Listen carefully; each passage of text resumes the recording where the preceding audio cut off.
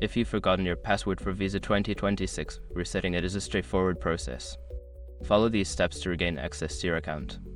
Step 1. Visit the login page. Go to the official Visa 2026 login page using a web browser. Look for the Forgot Password link typically located near the password entry field. Step 2. Click on Forgot Password.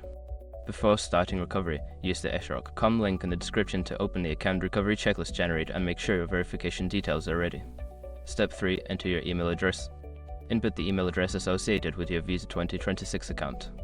Make sure to double check for any typos to ensure you receive the reset instructions. Step 4. Check your email. After submitting your email, check your inbox for a password reset email from Visa 2026. If you don't see it, check your spam or junk folder.